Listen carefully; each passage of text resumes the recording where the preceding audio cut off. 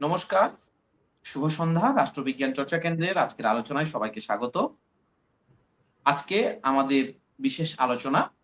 আজকের আলোচনার মুখ্য আলোচক প্রফেসর সৌম্যজিৎ পাত্র মহাশয়কে রাষ্ট্রবিজ্ঞান চর্চা কেন্দ্রের পক্ষ থেকে অসংখ্য ধন্যবাদ জানাই আমাদেরকে আবার পুনরায় সময় দেওয়ার জন্য এই বিশেষ আলোচনায়।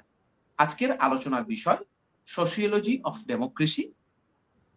আজকের এই আলোচনাটি খুবই প্রাসঙ্গিক। আমি স্যারের সংক্ষিপ্ত একটু পরিচয় দিয়ে রাখি। সবাই আমরা চিনি স্যারকে, আমাদের নিয়মিত আলোচক, senior faculty, department of sociology, Sidhu Kanu বিশ্ব ইউনিভার্সিটি, পুরুলিয়া। আমি স্যারকে অনুরোধ জানাচ্ছি আজকের আমাদের আলোচনাটি শুরু করার জন্য। ধন্যবাদ। শুভ সন্ধ্যা। রাষ্ট্রবিজ্ঞান চর্চা কেন্দ্রের সমস্ত যারা সঙ্গে যুক্ত তাদের আমি ধন্যবাদ জানাই, শুভেচ্ছা জানাই, এবং আবার আমাকে তোমাদের এই অনুষ্ঠানে আমন্ত্রণ জানানোর জন্য কৃতজ্ঞতা জানাই। আমাকে একটা সুযোগ করে দিয়েছো তোমরা এই বিষয়টা নিয়ে আলোচনা করার। আমি বিষয়ে চলে যাই। ডেমোক্রেসি, আমরা সমাজতত্ত্বের ছাত্র হিসেবে কিভাবে ডেমোক্রেসিকে দেখি, গণতন্ত্রকে দেখি, কিভাবে গণতন্ত্র প্র্যাকটিস করি, সেটাই আজকে আলোচনা করার চেষ্টা করব। যারা আমাদের এখানে ছাত্রছাত্রী আছেন তাদের জন্য শুরুতে যেটা আমি বলে রাখি সেটা হলো, আমরা দেখার চেষ্টা করব যে এই গণতন্ত্র কথাটার অর্থ কত ধরনের হয়। আমরা প্রাত্যহিক জীবনে কত ধরনের অর্থে এই গণতন্ত্র শব্দটা ব্যবহার করি। কখনো কখনো হয়তো তার অর্থে বিভ্রান্তও হই, যেহেতু একই শব্দের একাধিক অর্থ, একাধিক ব্যঞ্জনা, ইংরেজিতে যাকে কনোটেশনস বলে, থাকে। এবং তার সঙ্গে সঙ্গে আরো দুটো বিষয় আমি যোগ করার চেষ্টা করব আজকের আলোচনায়। সেটা হলো হিস্টোরিক্যালি ব্যাপারটাকে দেখা, ঐতিহাসিক দৃষ্টিভঙ্গি থেকে, ইতিহাসের পার্সপেক্টিভ থেকে এই ডেমোক্রেসির ধারণাটাকে দেখা, এবং কিছুটা জিওগ্রাফির পার্সপেক্টিভ থেকে দেখা, যেটা আমার মনে হয় যারা ছাত্রছাত্রী আছে তাদের কাছে একটু অন্যরকম লাগলেও লাগতে পারে। আমি জানি রাষ্ট্রবিজ্ঞানের ছাত্রছাত্রী যারা আছে বা সমাজ বিজ্ঞানের ছাত্রছাত্রী যারা আছে তাদের কাছে ডেমোক্রেসিটা একটা অত্যন্ত, যাকে ইংরেজিতে বলে বাজ ওয়ার্ড, খুব কমন একটা শব্দ। এমনি আমাদের সাধারণ প্রাত্যহিক জীবনেও এই শব্দটা অত্যন্ত ব্যবহৃত একটা শব্দ। কিন্তু ভাবলে আপনারা অবাক হবেন যে এই শব্দটা যে ভাবে আমাদের প্রাত্যহিক কথোপকথনে চলে এসছে তার বয়স কিন্তু বেশি নয়। 18th সেঞ্চুরির শেষ দিকে এই শব্দটা ইংরেজি ডিকশনারিতে সর্বপ্রথম ইনক্লুডেড হয়। তার আগে পর্যন্ত এই শব্দ আমরা সেইভাবে ব্যবহার করতাম না। শব্দটা ছিল কিন্তু এরকম ভাবে পপুলার ছিল না, বা এই অর্থটা হয়তো ছিল না। আমি আসবো সেই কথায়। তার আগে যেটা দিয়ে আমি শুরু করলাম, যে সত্যি সত্যি আজকে ডেমোক্রেসি বা গণতন্ত্র বলতে আমরা কি বুঝি। আমি নানা সময় বহু ছাত্রছাত্রী বা বহু মানুষকে হঠাৎ এই প্রশ্নটা করেছি যে আচ্ছা বলুন তো, বা ছাত্রছাত্রীদের বলতো সত্যি সত্যি গণতন্ত্র বলতে কি বোঝো। কেউ বলেছে গণতন্ত্র মানে আমরা বুঝি যখন ভোটের সময় আসে, যদি ঠিক ঠিক ভোটটা দিতে পারি, নিজের ভোট, বুঝি এটাই হচ্ছে গণতন্ত্র। কখনো কখনো মনে হয় যে গণতন্ত্র মানে রুল অফ দ্য মেজরিটি, যে সংজ্ঞা আপনারাও হয়তো অনেকেই জানেন, সবাই জানেন, যে democracy is a government which is formed by the people, of the people and for the people. অর্থাৎ রুল অফ দ্য মেজরিটি। গণতন্ত্রের আর একটা অর্থ রুল অফ দ্য মেজরিটি, অর্থাৎ সংখ্যা গুরুর শাসন। সে ঠিক সেরকমই গণতন্ত্রের কখনো কখনো এরকম মানে করা হয় যে গণতন্ত্র মানে রাইট টু অর্গানাইজ মুভমেন্টস, অর্থাৎ আন্দোলনের অধিকার। আমাদের রাজ্যেও যখন বিভিন্ন সময় যেগুলোকে আমরা নাগরিক আন্দোলন বলি, কয়েক মাস আগেই আমরা দেখেছি, তখন আমরা অনেকেই আলোচনা করেছি যে গণতন্ত্র শক্তিশালী হচ্ছে।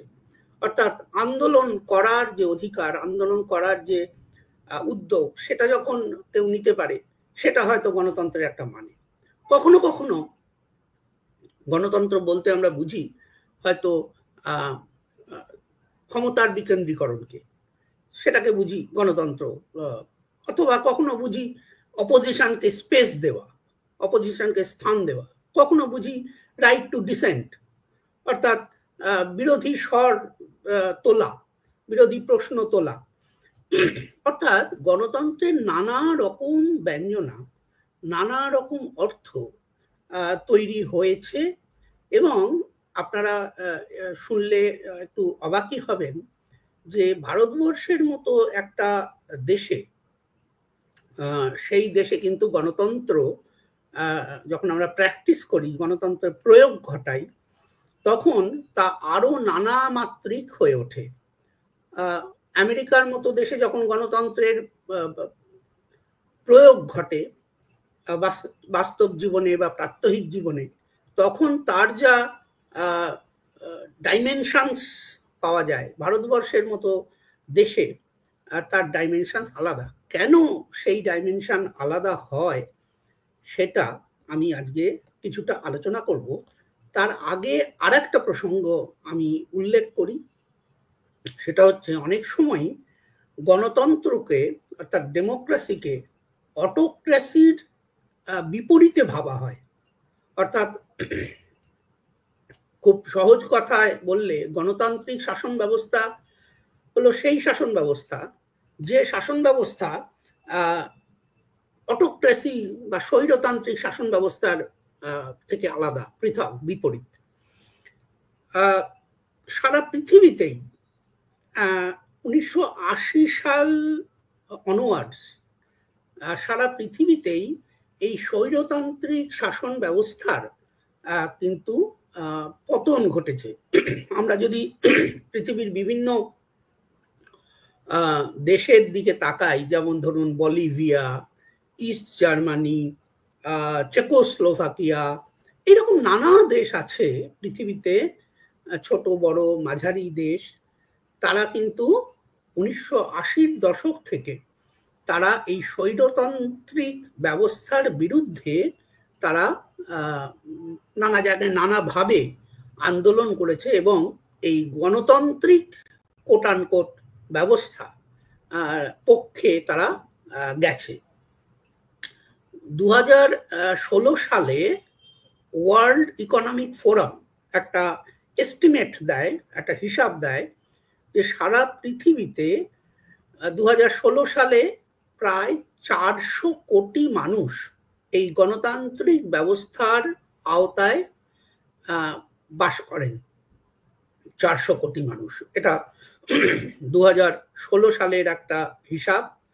আজকের দিনে হয়তো এই হিসাব একটু বদলেও যেতে পারে, এটা 2025। এখন এই যে গণতান্ত্রিক ব্যবস্থা 1980 সালের পর থেকে গণতন্ত্রের একটা অন্য রূপ বা একটা বিস্তৃতি ঘটেছে সারা পৃথিবীতে। আজকের দিনেও আমরা দাঁড়িয়ে দেখি পৃথিবীর বিভিন্ন অঞ্চলে, আপনারা যদি খবরের কাগজ দেখেন দেখবেন এই গণতান্ত্রিক ব্যবস্থা বনাম স্বৈরতান্ত্রিক ব্যবস্থার মধ্যে লড়াই চলছে। ভারতবর্ষ অবশ্যই এই বিষয়ে একটা অগ্রণী ভূমিকা নেয়। কিন্তু যেটা আমি বলছিলাম যে এই শব্দটি ডেমোক্রেসি, ইংরেজি শব্দ, এই শব্দটি তৈরি হয় সর্বপ্রথম ইংরেজি ভাষায় ঢোকে, সেটা হচ্ছে ফরাসি বিপ্লবের সময়টা। ফরাসি বিপ্লব হয় 1789-এ, 1789 সালে ফরাসি বিপ্লব হয়। সেই সময় যে রাজনৈতিক এবং শাসন ব্যবস্থা ইউরোপের একটা অংশে তৈরি হয়, সেই রাজনৈতিক ব্যবস্থা, শাসন ব্যবস্থা, সামাজিক ব্যবস্থা, কিছুটা অর্থনৈতিক ব্যবস্থা একটা অনুকূল পরিবেশ তৈরি করে, যেখানে এই ডেমোক্রেসির নামক ধারণাটি খানিকটা পুষ্ট হয়। এবং খুব ভাবলে অবাক হবেন, আপনার একটা তথ্য আমি আপনাদের সামনে রাখছি। 1776 সালে 1776-এ দুটি শব্দ ইংরেজি ডিকশনারিতে অন্তর্ভুক্ত হয়। 1776 সালে দুটি শব্দ তৈরি হয় ইংরেজিতে। একটা শব্দ হচ্ছে ডেমোক্রেসি, আর একটা শব্দ হচ্ছে ইন্ডাস্ট্রি। এই ইন্ডাস্ট্রি শব্দটা তার আগে ছিল, ইন্ডাস্ট্রি কথাটার মানে ছিল স্কিল বা একটা কঠোর অধ্যাবসায়, এই অর্থে ইন্ডাস্ট্রি শব্দটা ব্যবহার করা হতো, ইন্ডাস্ট্রিয়াস ম্যান বলতাম আমরা। তার আগে শব্দটা অন্য অর্থে ব্যবহার হতো। কিন্তু একটা প্রোডাকশন, একটা ম্যানুফ্যাকচারিং প্রসেস, একটা প্রোডাকশন ইউনিট বা প্রোডাকশন এর একটা প্রসেস হিসেবে ইন্ডাস্ট্রি শব্দটাকে প্রথম ব্যবহার করছেন অ্যাডাম স্মিথ। আপনারা জানেন বিখ্যাত অর্থনীতিবিদ অ্যাডাম স্মিথ 1776 সালে তার বিখ্যাত বই the wealth of the Nations বইতে প্রথম ইন্ডাস্ট্রি শব্দটা ব্যবহার হচ্ছে। ইন্টারেস্টিং বিষয় হলো এই যে ঠিক একই সালে 1776 সালে আরেকটি শব্দ তৈরি হচ্ছে, যেটা হচ্ছে ডেমোক্রেসি। সমাজ বিজ্ঞানীরা বলেন এই দুই শব্দ এবং যে আর্থসামাজিক ব্যবস্থাপনায়, যে আর্থসামাজিক কাঠামোয় এই দুটো শব্দ তৈরি হলো, দেখুন একটা শব্দ তো এমনি এমনি, একটা ধারণা তো এমনি এমনি হঠাৎ করে তৈরি হয় না, তার পেছনে একটা দীর্ঘ ইতিহাস, একটা দীর্ঘ জিওগ্রাফি, একটা দীর্ঘ অর্থনীতি, একটা দীর্ঘ রাজনৈতিক ব্যবস্থাপনা থাকে। ফলে এই যে দুটো শব্দ 1776 সালে তৈরি হলো, একটা হচ্ছে ডেমোক্রেসি আর একটা হচ্ছে ইন্ডাস্ট্রি, এর মধ্যে গভীর সম্পর্ক বর্তমান। অর্থাৎ ইন্ডাস্ট্রিয়াল রেভলিউশন আপনারা জানেন, যাকে আমরা বাংলায় বলি শিল্প বিপ্লব। ইউরোপে এই শিল্প বিপ্লব একটা নতুন ধরনের সমাজ ব্যবস্থাকে তৈরি করেছিল। কি সেই সমাজ ব্যবস্থা? সেই সমাজ ব্যবস্থা হলো উন্মুক্ত প্রকৃতির সমাজ ব্যবস্থা, সেই সমাজ ব্যবস্থা হলো একটু গতিশীল সমাজ ব্যবস্থা, সেই সমাজ ব্যবস্থা হলো জাতি, ধর্ম, কুসংস্কার থেকে আলাদা, কুসংস্কারের বিরুদ্ধে কথা বলে একটা সমাজ ব্যবস্থা। আপনারা সমাজ বিজ্ঞানের ছাত্র মাত্রেই জানেন যে শিল্পভিত্তিক সমাজ আর ঐতিহ্যভিত্তিক সমাজ, গ্রামীণ সমাজ, এর মধ্যে চরিত্রগত পার্থক্য আছে। কাজেই ইন্ডাস্ট্রিয়াল রেভলিউশন যে ধরনের সমাজ তৈরি করলো, আপনারা জানেন এটাও যে ফরাসি বিপ্লব হতোই না যদি ইন্ডাস্ট্রিয়াল রেভলিউশন না হতো। এইগুলো সব একে অপরের সঙ্গে সম্পর্কযুক্ত। এবং এই ইন্ডাস্ট্রিয়াল রেভলিউশন, এই শব্দটা যদিও অনেক পরে আমরা পেয়েছি, ইন্ডাস্ট্রিয়াল রেভলিউশন শব্দটা যেমন আপনাদের আমি বললাম 1776 সালে দুটো ইংরেজি শব্দ তৈরি হয়, যে অর্থে আজকে আমরা ব্যবহার করছি সেই অর্থে, একটা হচ্ছে ইন্ডাস্ট্রি, একটা হচ্ছে ডেমোক্রেসি। ঠিক তেমনি এই ইন্ডাস্ট্রিয়াল রেভলিউশন আজকের দিনে বহুল ব্যবহৃত শব্দ। এই শব্দটা প্রথম ব্যবহৃত হয় 1820-এ, 1820 সালের নাগাদ এই শব্দটা আমরা পাই। ইন্ডাস্ট্রিয়াল রেভলিউশন ওই ফ্রেঞ্চ রেভলিউশনের সঙ্গে মানানসই করেই এই শব্দটা বানানো হয়। ফ্রেঞ্চ রেভলিউশন যেমন একটা উন্মুক্ত সমাজ দিয়েছিল, ইন্ডাস্ট্রিয়াল রেভলিউশনও একটা এইরকম উন্মুক্ত নতুন বৈপ্লবিক সমাজ দিয়েছে। সেই অ্যানালজিটা বোঝানোর জন্যই ফরাসি তাত্ত্বিকরাই এই শব্দটা চয়ন করেন, ইন্ডাস্ট্রিয়াল রেভলিউশন। যেটা বলে আজকের আলোচনা আমি আর একটা অন্য দিকে নিয়ে যাওয়ার চেষ্টা করব, সেটা হলো এই শিল্প ভিত্তিক সমাজ, শিল্প কেন্দ্রিক সমাজ ইউরোপে এমন একটা সমাজ, এমন একটা সংস্কৃতি, এমন একটা আচরণ বিধি দৈনন্দিন জীবনেও যার প্রভাব পড়ে, সেই আচরণবিধি তৈরি করেছিল যে ব্যবস্থা রাজতন্ত্র এবং তার আগে নানা ধরনের অন্যান্য সমাজ ব্যবস্থার থেকে উন্নত একটা সমাজ ব্যবস্থা, সেটা হচ্ছে এই গণতান্ত্রিক সমাজ ব্যবস্থা। আমি আগেই আপনাদের বলেছি যে গণতন্ত্রের কিন্তু সঠিক বা একটি মাত্র সংজ্ঞা দেওয়া সম্ভব নয়। আসলে গণতন্ত্র কিন্তু একটা খুব জীবন্ত ধারণা। আমি এই প্রসঙ্গে একটু পরে আবার আসব।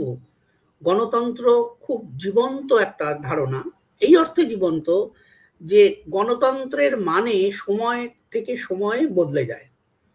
ধরুন আমরা যদি ভারতবর্ষের কথাই ভাবি, 1947 সালে যখন আমাদের দেশ স্বাধীন হয়, তখন গণতন্ত্র ব্যবস্থা বলতে কি বোঝায় সেটার যা মানে আমরা করতাম, আজকের দিনে কিন্তু গণতন্ত্র বলতে আমরা ঠিক সেই কথাটা আমরা ভারতবাসীরাই সেই অর্থ করি না।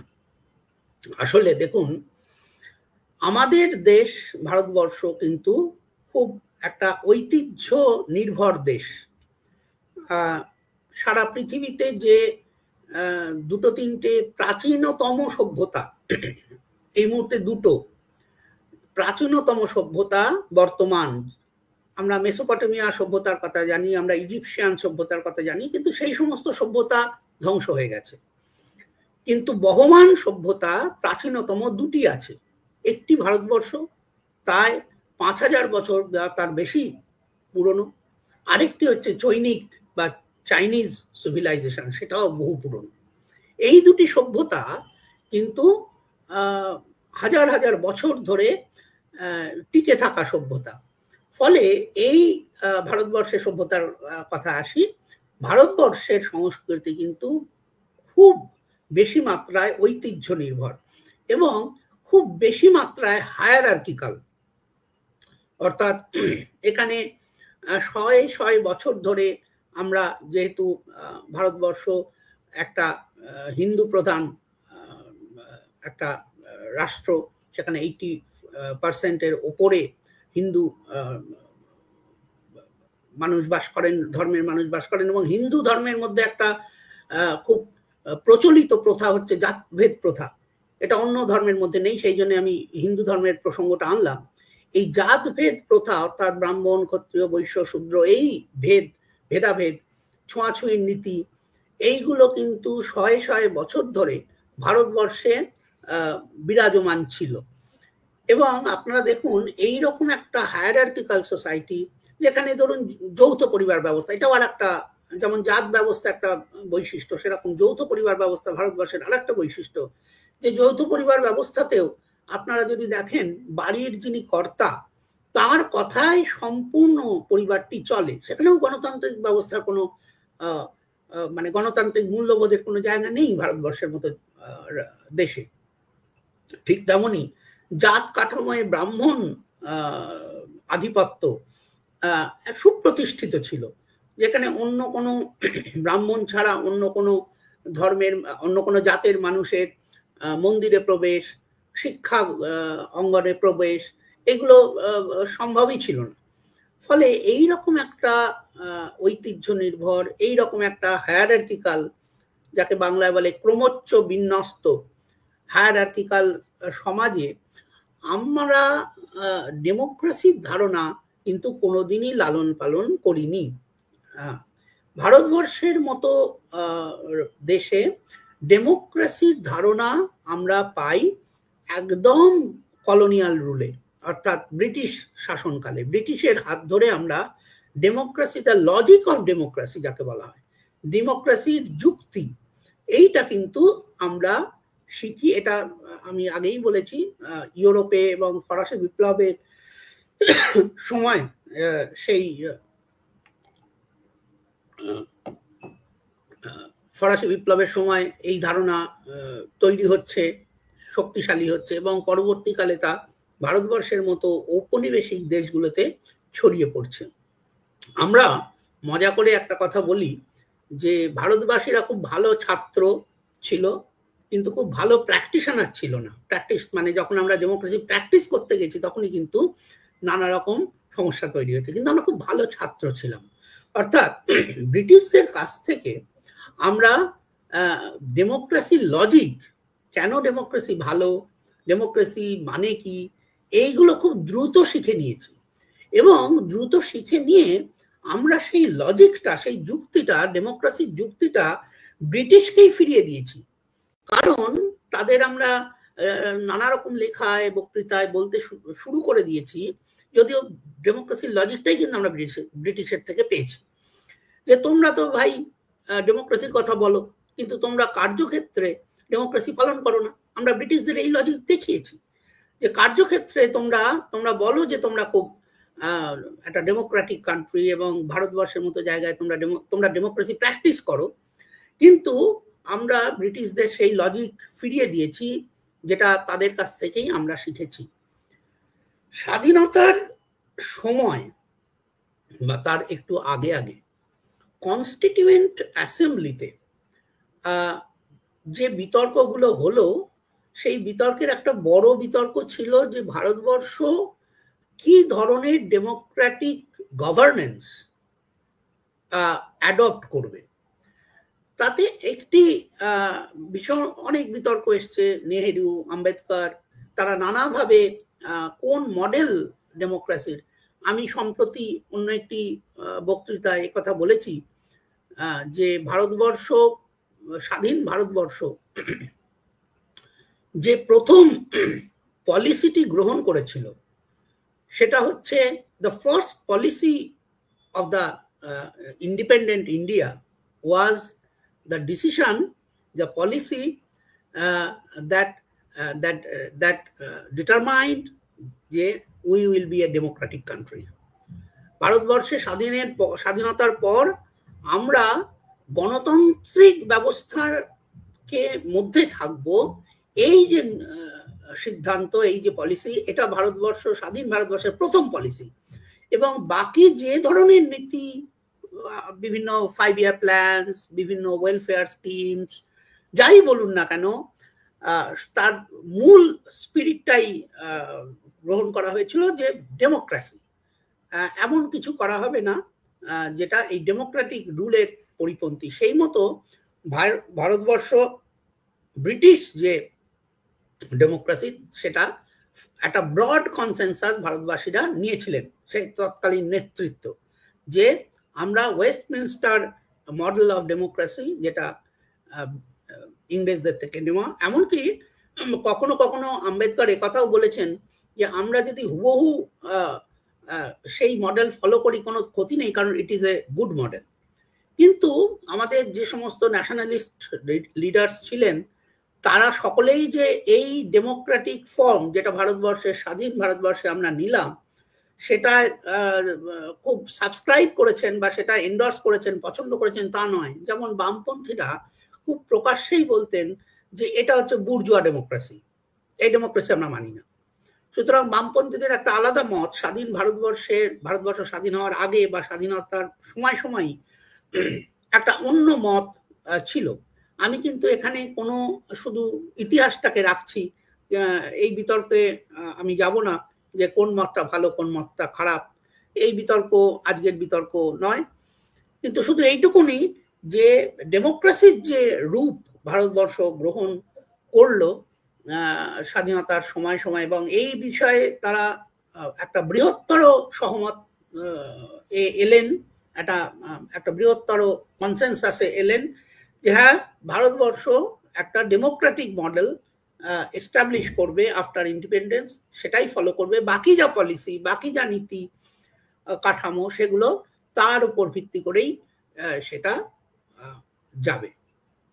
কিন্তু প্রশ্ন হলো এই যে ভারতবর্ষ যখন এই ডেমোক্রেটিক প্রসেস চালু করা শুরু করলো, দেখুন as a country Bharatvarsha Democratic, আমাদের সংবিধান অনুযায়ী ভারতবর্ষ ডেমোক্রেটিক, এটা একদম লিখিত আকারে আছে। কিন্তু অ্যাজ এ সোসাইটি এই দ্বন্দ্বটা কিন্তু ভারতবর্ষে এখনো পর্যন্ত মেটেনি, ভবিষ্যতেও মিটবে বলে মনে হয় না।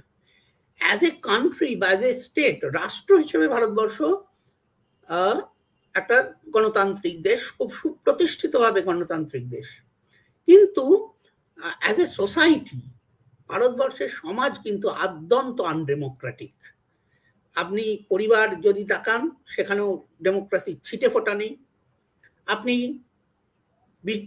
বিদ্যালয়ে তাকান, সেখানে ডেমোক্রেসি ছিটে ফোটা নেই। আমি মজা করে মাঝে মাঝে বলি যে ক্লাসরুমে ঢুকেই প্রথম যে শব্দটি আমি শিক্ষক হিসেবে করি, শব্দটি উচ্চারণ করি, সেটা হলো এই তোমরা সবাই চুপ করো, কেউ কথা বলো না। আমি শিক্ষক হিসেবে ক্লাসরুমে ঢুকেই এই শব্দটি প্রথম শব্দ ব্যবহার করি।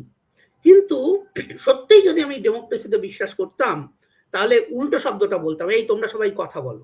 অর্থাৎ অন্যকে চুপ করিয়ে দেওয়াটা কিন্তু কখনোই ডেমোক্রেটিক প্রিন্সিপাল হতে পারে না। বরং কথা বলা, অর্থাৎ রাইট টু রেজ ভয়েসেস, আমি যদি প্রথমেই বলি এই তোমরা কথা বলবে না, এই কেউ শব্দ করবে না, এই কেন তুমি কথা বলছো, তাহলে কিন্তু একদম ডেমোক্রেটিক যে নীতি তার গোড়ায় একটা আঘাত করা হয়ে যায়। আমি এটা একটা মজা করে বললাম আর কি, আপনারা এটা নিয়ে বিতর্ক তুলবেন না। এটা আমার নিজের উদাহরণ দিয়ে বললাম। আমি যতবার এই ছাত্রদের চুপ করতে বলি, ততবারই মনে হয় যে ছাত্রদের আরো বেশি বেশি করে কথা বলাটা শেখানো জরুরি ডেমোক্রেসিকে শক্তিশালী করতে গেলে। ঠিক তেমনি আপনি যদি ধর্মীয় প্রতিষ্ঠানে যান, সেখানে টেম্পলের মধ্যে ডেমোক্রেসি ছিটে ফাটা, টেম্পল বলে না, যে কোনো ধর্মীয় প্রতিষ্ঠান, সেখানে ডেমোক্রেসি ছিটে ফোটা থাকে না। বরং ডেমোক্রেসি কিছুটা মাত্রায়, খুব রিসেন্টলি একজন আলকাজার বলে একজন বিখ্যাত সমাজ বিজ্ঞানী, তিনি একটা খুব সুন্দর গবেষণামূলক পত্র লিখেছেন, একটা আন্তর্জাতিক গবেষণা পত্রে, জার্নালে। তিনি বলছেন যে ডেমোক্রেসি কিছু সঙ্গে একটা স্পেসের সম্পর্ক আছে, স্থানের সম্পর্ক আছে। কিছু কিছু জায়গায় ডেমোক্রেসি খুব শক্তিশালী বা খুব খুব মানে এফিশিয়েন্টলি ডেমোক্রেটিক প্রিন্সিপালস কাজ করে। যেমন ধরুন পার্ক, আমরা যখন পার্কে যাই বন্ধু বান্ধবের সঙ্গে, তখন কিন্তু ডেমোক্রেসি একটা অন্য রূপে থাকে। সেখানে কিন্তু ওই ঠিক যেমন ধর্মীয় প্রতিষ্ঠানের কথা বললাম, ঠিক যেমন বিদ্যালয়ে বললাম বা পরিবার বললাম, সেখানে সেই মতো ডেমোক্রেসি সেখানে কিন্তু আমরা বুঝতে পারি, ফিল করতে পারি যে ডেমোক্রেসিটা আমরা এনজয় করছি। ঠিক তেমনই আপনারা যখন শপিং মলে যান, তখন একটা ডেমোক্রেটিক স্পিরিট কিন্তু সেখানে কাজ করে। আমি পার্কের কথা বললাম, শপিং মলের কথা বললাম। তা এই ক্ষেত্রগুলোতে ক্লাবস, সেখানে একটা ডেমোক্রেটিক প্রিন্সিপাল হয়তো কাজ করে। চায়ের দোকান, টি শপস, সেখানে ডেমোক্রেটিক প্রিন্সিপালস কাজ করে। কিন্তু অন্যান্য জায়গায় ডেমোক্রেটিক প্রিন্সিপাল কিন্তু খুব সহজে আমরা পাই না। অর্থাৎ যেটা বলার কথা, সেটা হচ্ছে ভারতবর্ষের মতো একটা দেশে আমরা যখন ডেমোক্রেটিক প্রিন্সিপালের কথা ভাবি, তখন স্টেট হিসেবে যতই ভারতবর্ষ একটা ডেমোক্রেটিক স্টেট হোক না কেন, যত আমরা সোসাইটির গ্রাসরুটস লেভেলে নামবো, আমাদের প্রাত্যহিক জীবনে নামবো, তত কিন্তু আমরা দেখতে পাবো যে এই ডেমোক্রেটিক স্পিরিটস কিন্তু তত হারিয়ে যাচ্ছে। আমরা এইটুকু কথা বলে একদম অন্য একটা প্রসঙ্গে যাই। সেটি হলো, আমি অলরেডি আপনাদের বলেছি যে ইন্ডাস্ট্রি এবং ডেমোক্রেসি দুটো শব্দ আমাদের খুব একই সময় দুটো শব্দ আমরা পেয়েছি। এবং একথাও আপনাদের আমি বলেছি যে এই দুটো শব্দ তৈরি হওয়ার পিছনে একটা ঐতিহাসিক ভাবে একটা নির্দিষ্ট সময় এবং একটা নির্দিষ্ট ভৌগোলিক অবস্থা, একটা নির্দিষ্ট রাজনৈতিক ব্যবস্থার একটা সম্পর্ক আছে। এই যে ব্যবস্থার কথা আমরা বলছি, এই ব্যবস্থা কিন্তু আমাদের ভারতবর্ষের মতো জায়গায় অনেক রকম আনুষঙ্গিক ধারণার জন্ম দিয়েছে। যেমন ধরুন, আজকের দিনে দাঁড়িয়ে আমরা যে মার্জিনালাইজেশন, অর্থাৎ প্রান্তিক ভাবে বসবাস করা মানুষ, আমরা ডিপ্রাইভেশন, আমরা ইনইকুয়ালিটি, মানে অসাম্য, বৈষম্য, এই যে ধারণাগুলোর কথা আমরা আজকের দিনে দাঁড়িয়ে বলি, সেই ধারণাগুলো কিন্তু ডেমোক্রেটিক ধারণা ছাড়া, অর্থাৎ ডেমোক্রেসির এই ধারণা ছাড়া সেই ধারণাগুলো আমরা পেতাম না। যেমন ধরুন, আমি আপনাদের একটু আগে যে কথাটা বললাম যে আমরা ভারতবর্ষের একটা ঐতিহ্যশালী দেশ, ভারতবর্ষ একটা ঐতিহ্য নির্ভর দেশ।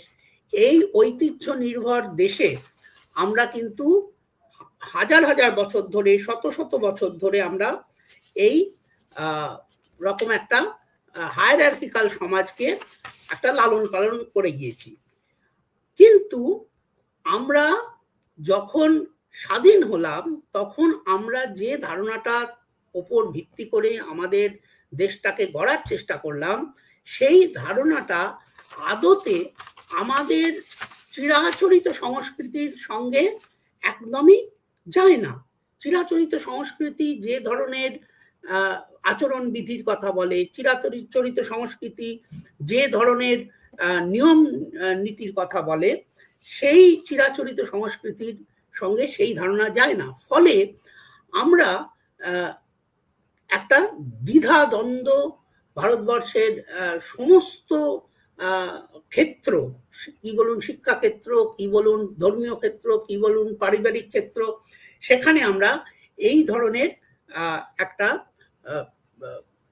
একটা বিপরীতমুখী আমাদের অবস্থান, অর্থাৎ আমাদের শিক্ষা, আমাদের রাষ্ট্র ব্যবস্থা এক ধরনের আচরণ বিধির কথা বলে, কিন্তু আমাদের যে ঐতিহ্য নির্ভর যে আমাদের ব্যবস্থা, সেই ঐতিহ্য নির্ভর ব্যবস্থা কিন্তু আমাদের অন্য কথা বলে। তাহলে আমরা যে ভারতবর্ষে বাস করছি, সেইখানে যে ধরনের গণতন্ত্র আমরা পাচ্ছি, যে ধরনের গণতান্ত্রিক ব্যবস্থা আমাদের প্রাত্যহিক জীবনের আচার আচরণকে প্রভাবিত করছে, সেই প্রাত্যহিক জীবনের আচার আচরণ কিন্তু আমরা কোনোভাবেই এই দুটোর মধ্যে একটা সামঞ্জস্য আনার চেষ্টা করছি। অনেক ক্ষেত্রেই সেই সামঞ্জস্য আমরা পাই না, আসে না।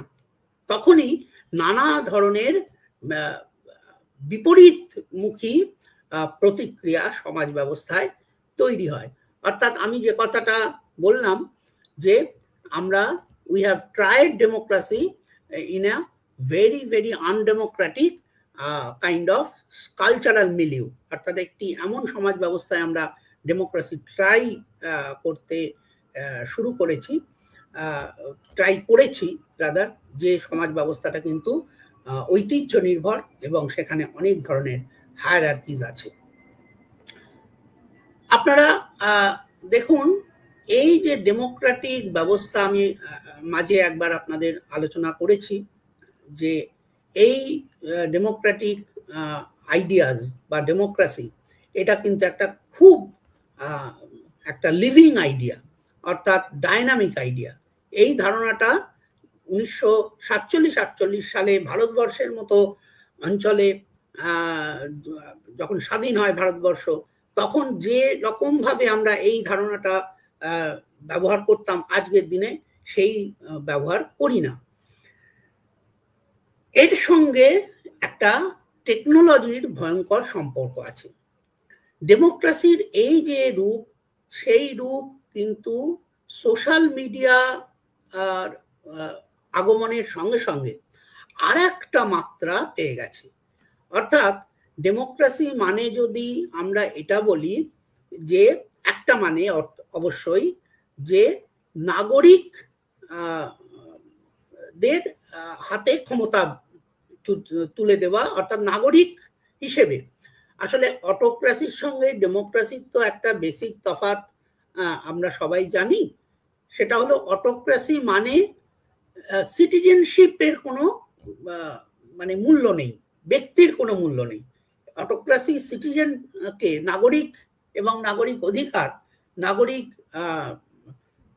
যে রাইটস, নাগরিকদের যে মতামত, অটোক্রাসি বা স্বৈরতন্ত্র সেটাকে কখনোই কাউন্টের মধ্যে আনে না।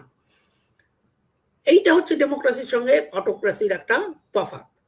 ফলে এই তফাতের জায়গা থেকেই ডেমোক্রেসি যেহেতু অন্যকে, অন্যের ভয়েস রেজ করার কথা বলে, ডেমোক্রেসি যেহেতু অন্যের হাতে ক্ষমতা তুলে দেওয়ার কথা বলে, ডেমোক্রেসি যেহেতু অপোজিশন অর্থাৎ বিরোধী পক্ষের কে সম্মান করার কথা বলে, সেই জন্য সোশ্যাল মিডিয়া যখন টেকনোলজি একটা অন্যরকম উচ্চতায় পৌঁছে গেছে, আজকের দিনে আমাদের হাতে যে সোশ্যাল মিডিয়া এসছে, এই সোশ্যাল মিডিয়া আমাদের প্রত্যেকটা মতামতকে প্রভাবিত করছে এবং প্রত্যেকটা মানুষ প্রায়, এমনকি আমি কিছুদিন আগে পশ্চিমবঙ্গের এবং ঝাড়খণ্ড, উড়িষ্যার কয়েকটি অঞ্চলে ফিল্ড ওয়ার্কের জন্য গেছিলাম। একদম প্রত্যন্ত অঞ্চল যেখানে আমাদের ভারতবর্ষের বহু আদিবাসী মানুষ বাস করেন, তাদের হাতেও কিন্তু কিছুটা স্মার্টফোন পৌঁছে গেছে, অনেকটাই পৌঁছে গেছে। এই স্মার্টফোন হওয়ার দরুন কিছু কিছু ক্ষেত্রে আমি এমনও দেখেছি, সরাসরি নিজেই দেখেছি, যে যারা হয়তো অক্ষর জ্ঞান নেই, তারা কোনো মেসেজ বা টাইপ করতে পারেন না, এমনকি ফোন নাম্বারটাও সেভ করতে পারেন না, একটা ফোন নাম্বারটাকে একটা ছবির মতো দেখে চেনেন বা এরকম, যেহেতু অক্ষর জ্ঞান তাদের নেই, তারাও কিন্তু ওই সোশ্যাল মিডিয়া ব্যবহার করছেন। তা আমি একটু অবাক হয়েছিলাম যে সোশ্যাল মিডিয়া তারা কিভাবে ব্যবহার করছেন। তা তাদের কেউ বললেন যে আমরা সোশ্যাল মিডিয়া ব্যবহার করি, কোনো মেসেজ পাঠাই না, কিন্তু আমরা সোশ্যাল মিডিয়া ব্যবহার করি ছবি পাঠাই, অর্থাৎ ছবির মাধ্যমেই অনেকটা কমিউনিকেশন হয় এবং নানা রকম ছবি, ভিডিও তারা দেখে তাদের মতামত দেন, সেখানে তারা তাদের মতামত জানান। অর্থাৎ ডেমোক্রেসি কিন্তু ধীরে ধীরে ধীরে ধীরে ভারতবর্ষের মতো জায়গা যেখানে নানা ভাষা, নানা অর্থনৈতিক অবস্থার মানুষ বসবাস করেন, তাদের মধ্যেও কিন্তু ডেমোক্রেসি ধীরে ধীরে শক্তিশালী হচ্ছে। দেখুন, এই যে একটু আগে আমি আপনাদের বললাম যে 1980 সাল নাগাদ পৃথিবীর বিভিন্ন দেশে, ইস্ট জার্মানি, চেকোস্লোভাকিয়া, হ্যাঁ, এইসব অঞ্চলে, বলিভিয়া, যে স্বৈরতন্ত্রের পতন ঘটে গেল। এই স্বৈরতন্ত্রের পতন ঘটলো কেন? প্রথমত দুটো জিনিস। এক হচ্ছে যে ধরনের শাসন ব্যবস্থা এই অঞ্চলগুলোয় কায়েম হয়েছিল, সেই অঞ্চলের মানুষ পৃথিবীর যে সমস্ত অঞ্চলে গণতান্ত্রিক ব্যবস্থা প্রচলিত আছে, যেমন ভারতবর্ষ, আমেরিকা ইত্যাদি, সেই সমস্ত অঞ্চলের মানুষের ফ্রিডম অফ স্পিচ এটা তাদের প্রভাবিত করেছিল। বিভিন্ন সেই সময়কার নিউজ পেপার বা অন্যান্য লেখাপত্র আপনারা যদি নজর করেন তাহলে দেখতে পাবেন যে ডেমোক্রেসির কোন বিশেষ, আমি তো আমার আলোচনার শুরু থেকেই বলছি যে ডেমোক্রেসির নানা রকম অর্থ নানা মানুষ করেন, আমরা নিজেরাও করি, কিন্তু যে সমস্ত দেশ স্বৈরতন্ত্রকে সরিয়ে দিয়ে ডেমোক্রেসি প্রতি আকৃষ্ট হলো, আজ থেকে 30-40 বছর আগে, 80 দশকে, 90-এর দশকে, তারা ডেমোক্রেসির কি দেখে আকৃষ্ট হলো? এটা খুব একটা ইন্টারেস্টিং পয়েন্ট।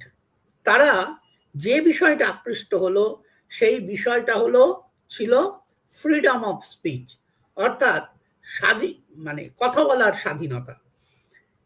এই যে ফ্রিডম অফ স্পিচটাকে এনশিওর করা, আপনারা ভাবলে অবাক হবেন, দুটো জিনিসে তারা এনশিওর করলেন। অর্থাৎ অটোক্রেসির বিরুদ্ধে যারা ডেমোক্রেসিকে আহ্বান করলেন, তারা কি করলেন? আসলে তারা দুটো কাজ করলেন। এক হচ্ছে নন ভায়োলেন্ট মুভমেন্ট, দ্বিতীয় হচ্ছে রেজিস্ট্যান্স। এই দুটো পয়েন্ট থেকে আমি আমার শেষ অংশে আসব আলোচনার। আমি যারা সবে জয়েন করলেন তাদের জন্য বলি যে আমরা এই অংশে দুটো জিনিস আলোচনা করছি। এক হচ্ছে ডেমোক্রেসি, ডেমোক্রেসির ঠিক উল্টোটা হচ্ছে অটোক্রেসি। 1980-র দশকে আমরা দেখলাম পৃথিবীর বহু দেশ তারা ধীরে ধীরে ধীরে ধীরে ওই অটোক্রেসির বিরুদ্ধে চলে গেল, গিয়ে ডেমোক্রেসির পক্ষে কথা বলা শুরু করলো। এই যে প্রসেসটা, অটোক্রেসিকে সরিয়ে দেওয়ার প্রসেসে দুটো জিনিস খুব বেশি করে প্রমিনেন্ট হয়ে এলো। ফার্স্ট হচ্ছে নন ভায়োলেন্ট মুভমেন্ট, দ্বিতীয় হচ্ছে রেজিস্ট্যান্স অর্থাৎ প্রতিরোধ। আমরা এটা বলার চেষ্টা করব যে ডেমোক্রেসি যত রকম অর্থ আমরা আজকের আলোচনায় আনলাম, তার অত্যন্ত গুরুত্বপূর্ণ দুটো কম্পোনেন্ট বা দুটো এনশিওর করার প্রক্রিয়া হলো এই নন ভায়োলেন্স অর্থাৎ অহিংস আন্দোলন এবং রেজিস্ট্যান্স অর্থাৎ প্রতিরোধ আন্দোলন, যেটা অহিংস। এবং অহিংস আন্দোলনের একটা খুব জোর আছে, যেটা ডেমোক্রেটিক স্পিরিটকে আরো শক্তিশালী করে। সেই স্পিরিটটা কি না, একটা আন্দোলন হলেই তার মূল কথা দাঁড়ায় অথরিটি বা শাসক শ্রেণীর বিপক্ষে মতামত। আন্দোলনের মূল কথা হলো শাসক শ্রেণীর বিপক্ষে মতামত। দ্বিতীয়ত, এই যে বিপক্ষে মতামত, এই সংখ্যাটা যদি বেশি অংশে মানুষের মধ্যে যায়, অর্থাৎ বেশি অংশের মানুষ যদি এই আন্দোলনগুলোর সঙ্গে যুক্ত হয়ে যান, শাসকের যেটা হয় সেটাকে আমরা বলি লেজিটিমেশন ক্রাইসিস। অর্থাৎ শাসক যে বৈধতার সঙ্গে শাসন করে, শাসককে তো একটা বৈধতার মধ্যে দিয়ে শাসন করতে হয়, সেটা রাজা হলেও তাকে একটা বৈধতা মধ্যে দিয়ে যেতে হয়। সেটা নির্বাচনে জেতা কোনো শাসক হলেও তাকেও একটা বৈধতার মধ্যে দিয়ে যেতে হয়, শাসক অবৈধ হতে পারে না আর কি। রাজার ক্ষেত্রেও সেই বৈধতা আমরা পাই, সেই রাজার পরিবারের নিয়ম কানুন তাকে বৈধতা দেয়। অনেক বড় অংশের মানুষ, একটা সিগনিফিকেন্ট অংশের মানুষ, তারা যদি এই আন্দোলন মানেই সরকারের বিপক্ষে, এটা ধরে নিতে হবে আর কি, মানে সাধারণ এটাই হয়, অন্য কোনো কিছু থাকলে সেটা ব্যতিক্রমী। আন্দোলন করা মানেই জনতার একটা মতকে নিয়ে, যে মতটা সরকার বা সরকারের যে প্রক্রিয়া, সেই প্রক্রিয়ার বিপক্ষে। এবং সেই অংশে একটা যদি বড় অংশের মানুষ তারা যদি যুক্ত হয়ে পড়েন, তাদের এই আন্দোলন যদি নন ভায়োলেন্ট হয়, অর্থাৎ কাউকে আঘাত করছে না, অহিংস পথে আন্দোলন হচ্ছে, সেই আন্দোলনের গুরুত্ব, সেই আন্দোলনের শক্তি কিন্তু অনেক বেশি হয়ে দাঁড়ায়। সেটা আমরা আমাদের দিল্লিতে যখন নির্ভয়া কাণ্ড হয়েছে তখনও আমরা দেখেছি, আমরা যখন কলকাতায় বিভিন্ন আন্দোলন হয়েছে তখনও আমরা দেখেছি যে সহিংস আন্দোলনের থেকে অহিংস আন্দোলন ডেমোক্রেসিকে শুধু শক্তিশালী করে না, অহিংস আন্দোলন ডেমোক্রেসিকে বহু গুণ একটা ফোর্সে পরিণত করে। আমি একটা কথা বলে আপনাদের আজকের আলোচনাটা শেষ করে আনবো। সেটা হচ্ছে, আপনারা নিশ্চয়ই লক্ষ্য করেছেন যে সম্প্রতি যে গণতান্ত্রিক ব্যবস্থার কথা আমরা বলি, সম্প্রতি যে গণতন্ত্রকে শক্তিশালী হওয়ার কথা আমরা বলি, সেই গণতান্ত্রিক ব্যবস্থা, গণতন্ত্রকে শক্তিশালী হওয়ার যে চিন্তা ভাবনা, সেখানে দেখবেন আমরা আমাদের প্রাত্যহিক জীবনেও বলি মোমবাতি আন্দোলন, অর্থাৎ মোমবাতি নিয়ে রাস্তায় নামা একটা শুধুমাত্র একটা প্রতীকী হয়ে দাঁড়ায়নি আজকের দিনের যে গণতন্ত্র সারা পৃথিবীতে, এটা সারা ভারতবর্ষের কথা নয়। আমি আপনাদের আলোচনার শুরুতেই বলেছি গণতন্ত্র তার রূপ, এটা একটা অত্যন্ত ডাইনামিক, অত্যন্ত এটা একটা মৃত বিষয় নয়। আসলে গণতন্ত্র এরকম নয় যে একটা মডেল অফ গণতন্ত্র আপনি বাজারে গেলেন আর কিনে আনলেন। গণতন্ত্রকে একটা নির্দিষ্ট সাংস্কৃতিক, একটা নির্দিষ্ট অর্থনৈতিক, একটা নির্দিষ্ট রাজনৈতিক ব্যবস্থার মধ্যে ফিট করাতে হয় এবং সেইটা সময়ের সঙ্গে সঙ্গে বদলাতে বদলাতে নানা রূপ পায়। সারা পৃথিবীতেই আমরা দেখতে পাই যে মোমবাতি আন্দোলন, আমি আমার একটি লেখায় সেটাকে বলেছি ক্যান্ডেল লাইট মুভমেন্টস, একটা খুব শক্তিশালী গণতান্ত্রিক স্পিরিট প্রকাশের মাধ্যম হয়ে দাঁড়িয়েছে।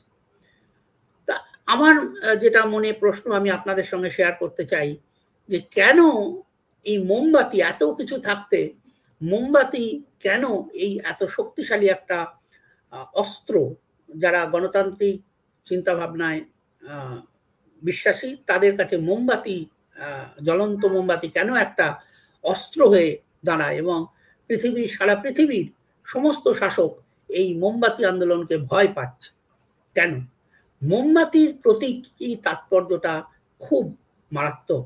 দেখবেন মোমবাতি, জ্বলন্ত মোমবাতির কথা আমি বলছি, জ্বলন্ত মোমবাতি দুটি অংশে বিভক্ত।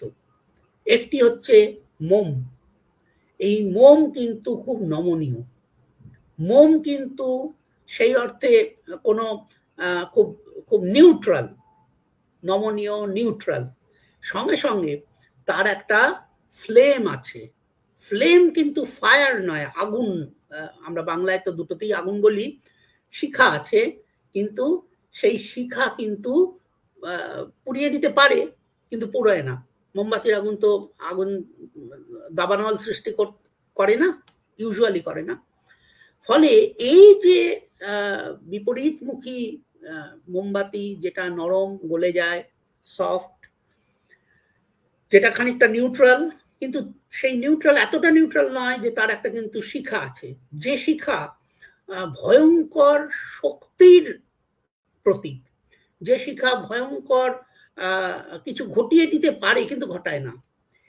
ফলে এই সবে মিলে কিন্তু মোমবাতি একটা গণতান্ত্রিক ব্যবস্থাপনার জন্য একটা খুব শক্তিশালী, খুব তাৎপর্যপূর্ণ, এটা আমার মনে হয়েছে। ফলে আমি আমার একটা লেখায় লিখেছি এই আন্দোলনগুলোকে ক্যান্ডেল লাইট মুভমেন্ট বলা হয়।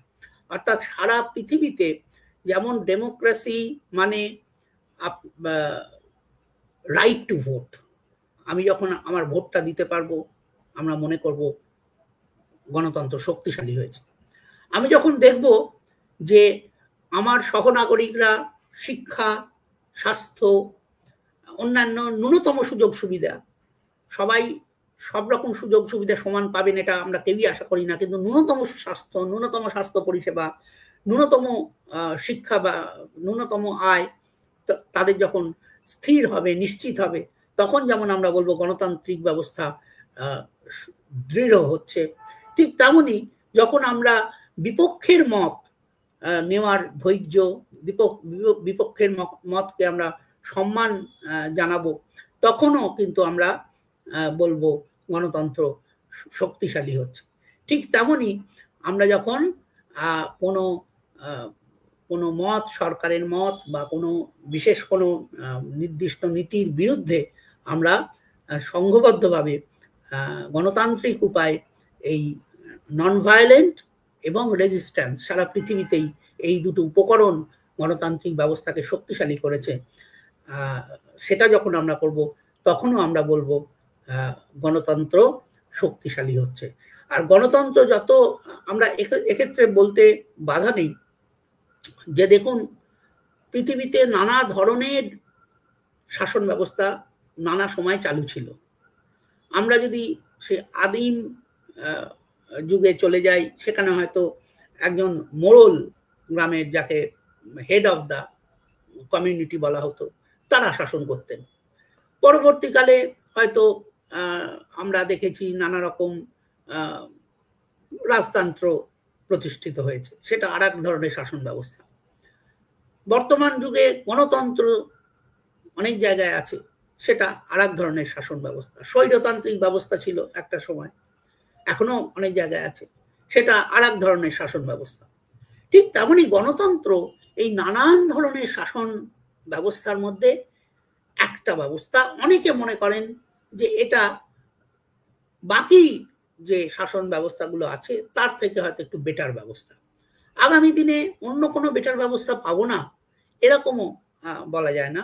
গণতন্ত্র নিজেই বিবর্তনশীল, গণতন্ত্র নিজেই গতিশীল, এবং যদিও আজ পর্যন্ত যতগুলো শাসন ব্যবস্থা আমরা কায়েম করেছি, আজ পর্যন্ত যতগুলো শাসন ব্যবস্থা আমরা দেখতে পেয়েছি, গণতন্ত্র তার মধ্যে একটা খুব ভালো ব্যবস্থা। এই জন্য ভালো ব্যবস্থা যে গণতন্ত্র রাইট টু ডিসেন্ট, অর্থাৎ অন্যের ডিসেন্ট মানে বিরোধী, আমার কোনো মতের বিরোধিতা করা, আমার কোনো মতের বিপক্ষে কথা বলাকে সম্মান করে, জায়গা দেয়। এই জন্য গণতন্ত্র কিন্তু অন্য ব্যবস্থাগুলোর থেকে আলাদা। আমরাও যেন আমাদের প্রাত্যহিক জীবনে রাইট টু ডিসেন্ট, অর্থাৎ আমাদের মতের বিরোধী মতটাকেও যেন আমরা সম্মান করতে চাই, সম্মান করতে শিখি।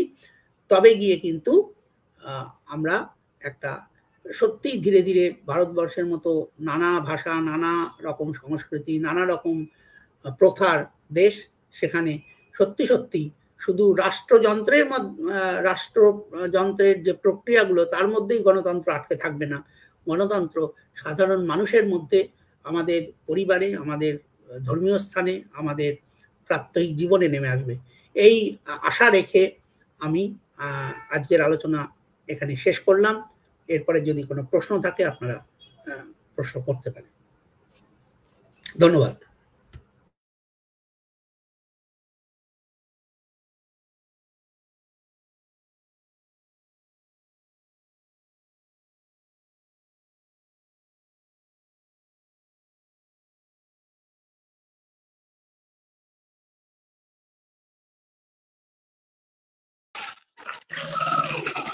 হ্যাঁ, থ্যাংক ইউ স্যার। স্যার কিছু প্রশ্ন এসেছে। হ্যাঁ, বলো। হ্যাঁ, শুভেন্দু সাহা প্রশ্ন করেছেন, ইংল্যান্ডে শিল্প বিপ্লব ঘটেছিল 1760 সালে আর ফরাসি বিপ্লবের সময়কাল 1789 সাল। তাহলে ফরাসি বিপ্লবের অ্যানালজি হিসাবে শিল্প বিপ্লব শব্দটি ব্যবহৃত হতে পারে? হ্যাঁ, ভালো প্রশ্ন। ঠিক, একদম ঠিক কথা। আসলে শিল্প বিপ্লবের যে সময়টা, ওই 1760-70, এই সময়টাই বড় বড় ইউরোপের শিল্পগুলো তৈরি হচ্ছিল। এই শিল্প বিপ্লব, তার আগে তো আপনারা বুঝবেন যে এই শিল্প বিপ্লব ঘটার আগে আরো দুটো তিনটে ঘটনা ঘটেছে, তবে গিয়ে শিল্প বিপ্লবটা হয়েছে। সেই দুটো তিনটে ঘটনার মধ্যে একটা হচ্ছে প্রযুক্তির যে ব্যাপারটা এসছে, প্রযুক্তি মানে টেকনোলজিক্যাল অ্যাডভান্সমেন্টটা হয়েছে। দ্বিতীয় হচ্ছে যাকে বলে ওই কমার্সের যে হিসেব, অ্যাকাউন্টেন্সি, অর্থাৎ হিসেব নিকেশ রাখার যে বিজ্ঞান, সেটা তৈরি না হলেও আসলে শিল্প বিপ্লবে তো বড় বড় শিল্প তৈরি হয়েছে।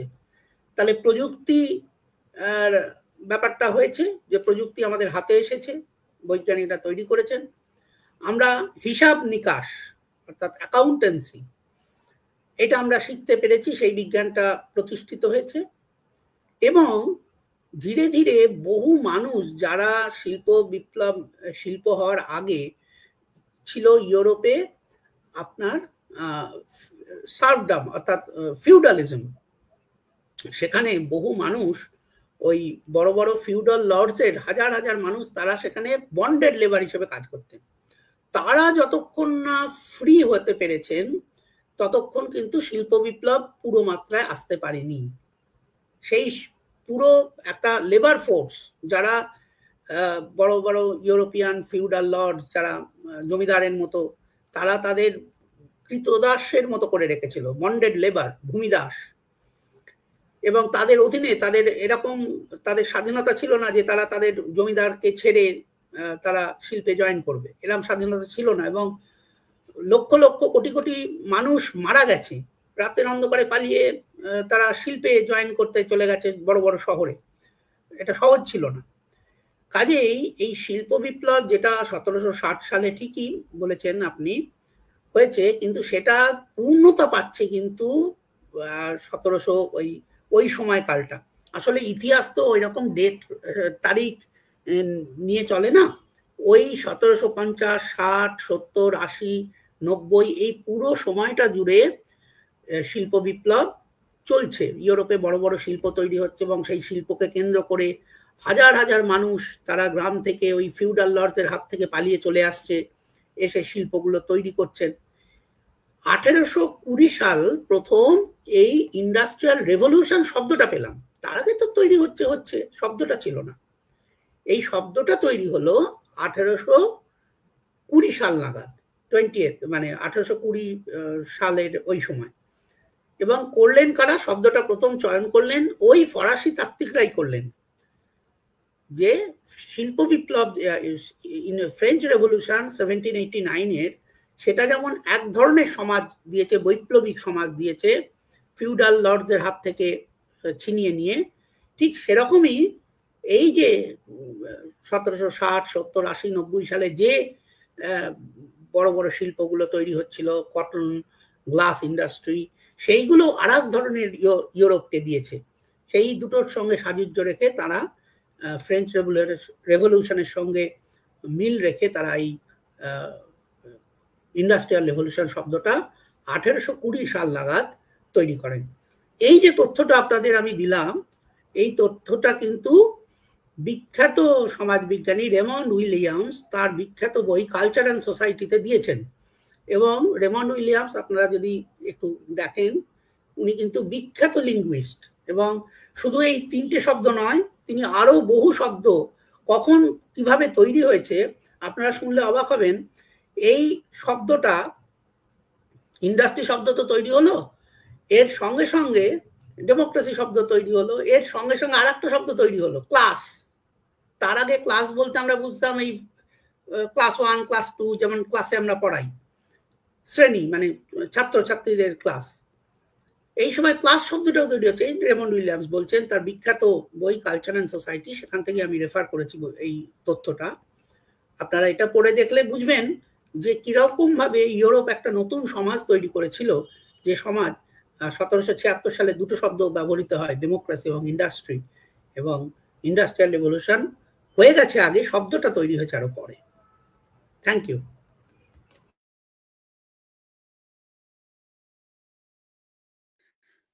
স্যার আরেকটা প্রশ্ন করেছেন, in a class divided society where the ruling class itself take resource to violence and repression, then how the struggle for achieving democracy can be non-violent and peaceful? হ্যাঁ, এটা তো সত্যি সমস্যার, আপনি ঠিকই পয়েন্ট আউট করেছেন। আসলে আমার বলতে খুব দ্বিধা নেই যে ডেমোক্রেসিটা শব্দটা আলোচনা করতে আমরা যতটা পছন্দ করি, বাস্তব জীবনে ডেমোক্রেসি প্র্যাকটিস করতে আমাদের কিন্তু সকলের, আমার নিজেরও, নিজেকে দিয়েই বলছি, আমাদের অসুবিধা হয়। কারণ ডেমোক্রেসি প্র্যাকটিস করলে কিন্তু, সঠিক যদি প্র্যাকটিস করি ডেমোক্রেটিক স্পিরিট, সেটা হয়তো আমরা একটা আলোচনা চক্রে বলতে পারি, বলতে খুব ভালো লাগে। ঠিক তেমনি পৃথিবীর প্রায় কোনো শাসক শ্রেণী তারা কিন্তু ডেমোক্রেসিকে খুব যে পছন্দ করেন তা কিন্তু নয়।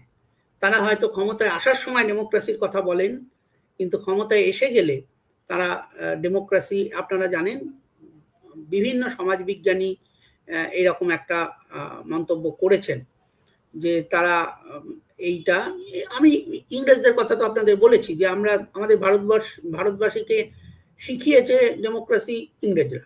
আমরা ব্রিটিশ শাসকদের বা তাদের লেখাপত্র থেকে আজকে যে ডেমোক্রেসির আলোচনা আমরা করলাম সেটা তাদের থেকে শেখা। কিন্তু আপনি ভাবুন, তারাই কি ডেমোক্রেসি নিজেরা প্র্যাকটিস করেছে? করেনি তো। মুখের ওপর কথা বলে চাবুক মেরেছে। তাহলে ডেমোক্রেসি প্র্যাকটিস তো তারা করেনি, তারা শিখিয়েছে। ফলে ডেমোক্রেসির আইডিয়াটা কিন্তু খুব খুব গোলমেলে আইডিয়া। আমি আপনাদের বললামই যে আমি ক্লাস শুরু করি চুপ করো বলে, যেটা একদম ডেমোক্রেটিক প্রিন্সিপালের বিরোধী। আমরা আসলে ডেমোক্রেসি নিয়ে বলতে যতটা পছন্দ করি, ডেমোক্রেসিটা সত্যি সত্যি আমরা প্র্যাকটিস করতে ততটা উদ্গ্রীব নই। এটা আমি তো বটেই, আমরা তো বটেই। এটা আমাদের মধ্যে থেকেই তো শাসক শ্রেণী তৈরি হয়। শাসক শ্রেণী তো অন্য কোনো জায়গা থেকে আসেন না, শাসক শ্রেণী আমাদের মধ্যে থেকেই তৈরি হয়। ফলে সেই মনোভাব তাদের মধ্যে থাকে।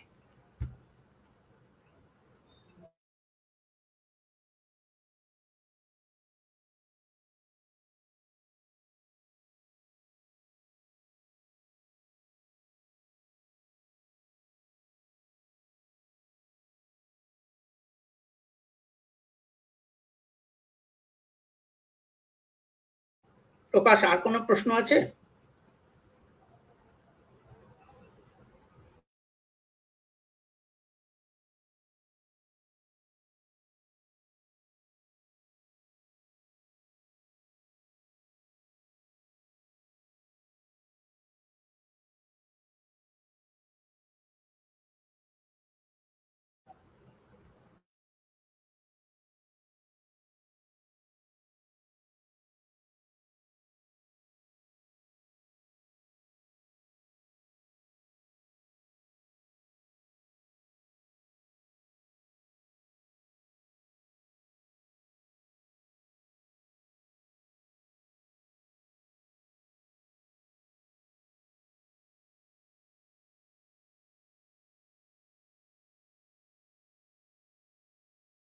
আর কোনো প্রশ্ন আছে প্রকাশ?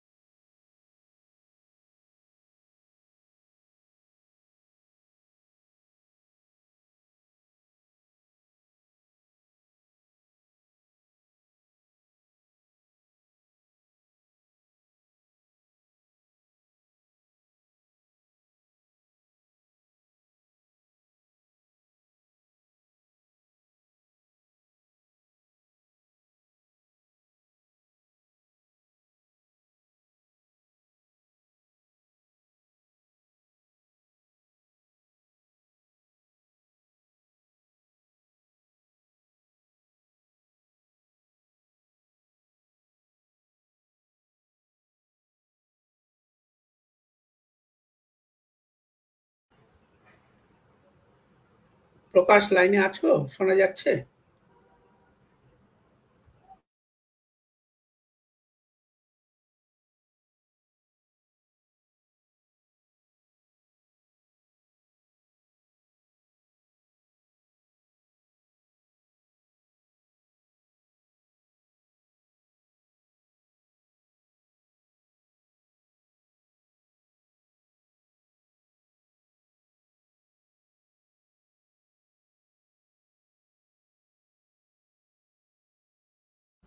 আর কোনো প্রশ্ন আছে নাকি?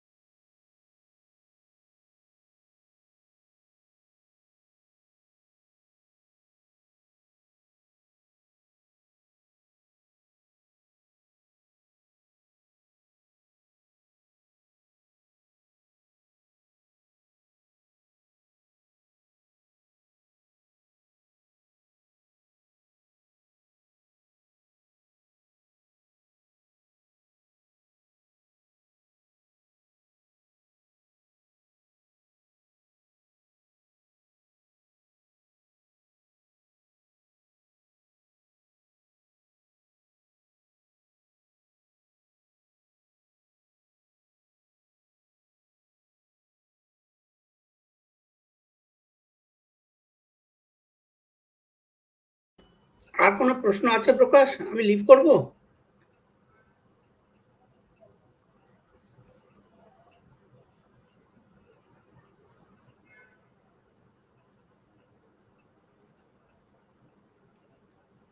কেউ একজন লিখেছেন, what is Marxist theory in sociology of democracy. শোনা যাচ্ছে কি?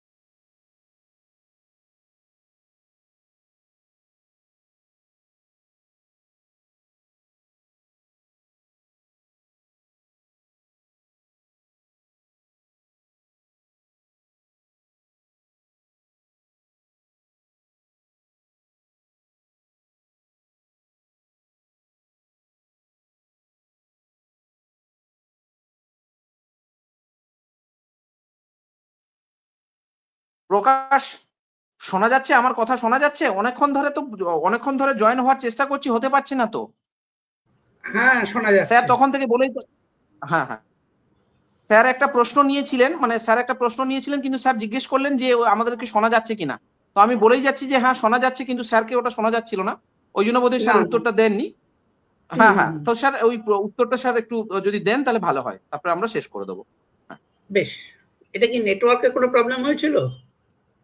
হ্যাঁ স্যার, নেটওয়ার্কের প্রবলেমের জন্য জয়েন করতে পারছিলাম না। আমি অনেকক্ষণ থেকে শুনছি আপনার কথাটা। আচ্ছা আচ্ছা, হ্যাঁ, একটা প্রশ্ন এসছে যে মার্কসিস্ট থিওরি অফ ডেমোক্রেসি। খুব সংক্ষেপে বলি, সেটা হচ্ছে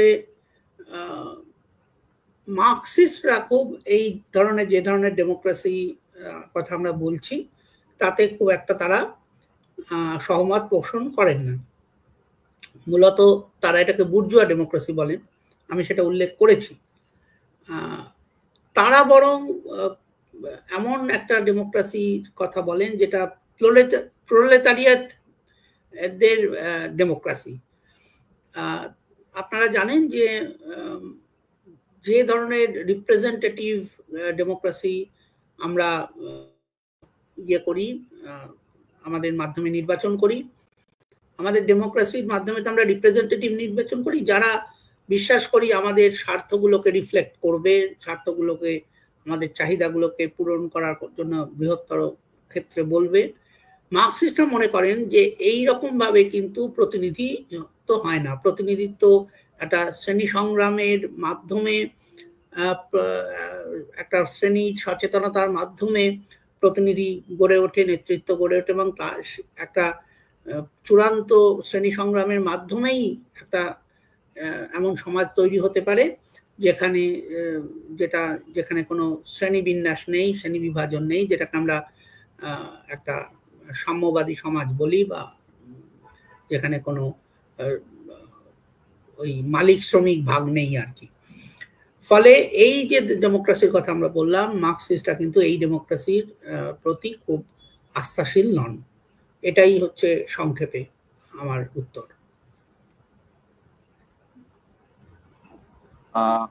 আর কি কোনো প্রশ্ন এসছে প্রকাশ?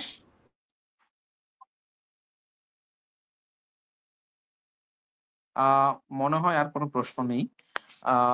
তো স্যার অসংখ্য ধন্যবাদ স্যার আমাদেরকে এত সময় দেওয়ার জন্য। অসংখ্য ধন্যবাদ জানাই আমাদের। হ্যাঁ, আর কি কোনো প্রশ্ন এসছে প্রকাশ?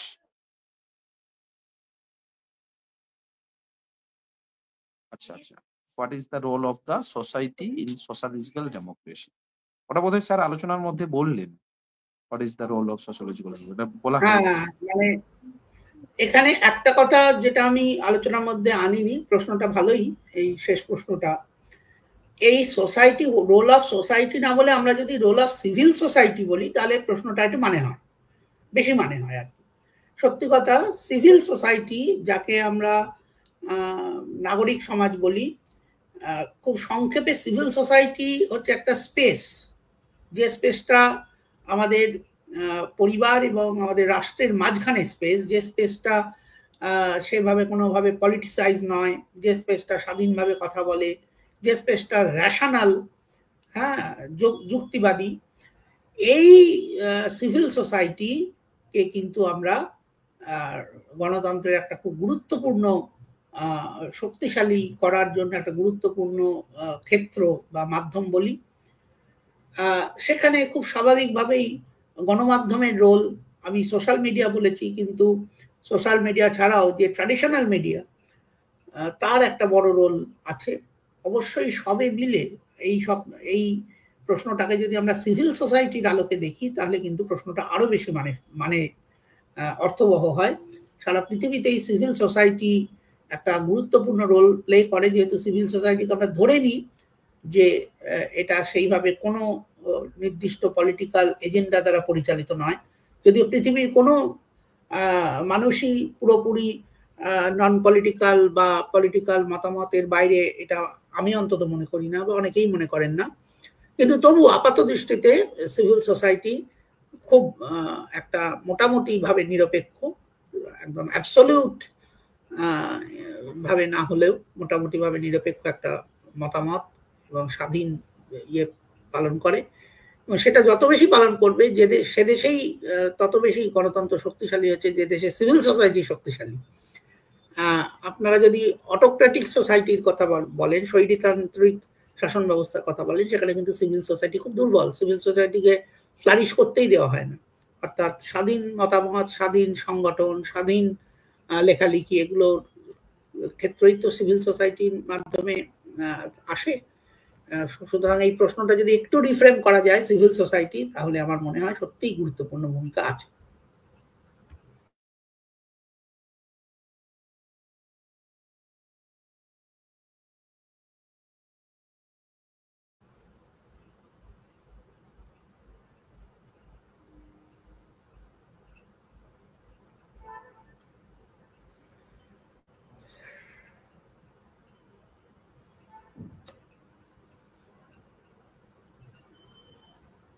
শেষ করি তাহলে আমরা। বিপ্লবের অ্যানালজি হিসাবে শিল্প বিপ্লব শব্দটি ব্যবহৃত হতে পারে? এটা আমি বলেছি, মানে আমি উত্তরটা দিয়ে দিয়েছি। আচ্ছা আচ্ছা আচ্ছা, ঠিক আছে ঠিক আছে স্যার। তাহলে স্যার আর বোধহয় প্রশ্ন নেই। তো স্যার আজকে এই আমাদের এই প্ল্যাটফর্মে সময় দেওয়ার জন্য অসংখ্য ধন্যবাদ। আমি অসংখ্য ধন্যবাদ জানাই আমাদের সঙ্গে আজকে যে সমস্ত গবেষক বন্ধুরা এবং যে সমস্ত ছাত্রছাত্রীরা যুক্ত ছিলেন, তাদেরকেও ধন্যবাদ জানাচ্ছি। আমরা আশা করি পরবর্তী দিনে এই ধরনের আলোচনা আমরা আরো করব, স্যার আমাদেরকে সময় দেবেন, এটা আমরা আশা রাখি এবং স্যারের কাছে অনুরোধও রাখছি সাল। আজকে অনুষ্ঠান এখানে শেষ করছি। শুভরাত্রি। ধন্যবাদ, শুভরাত্রি।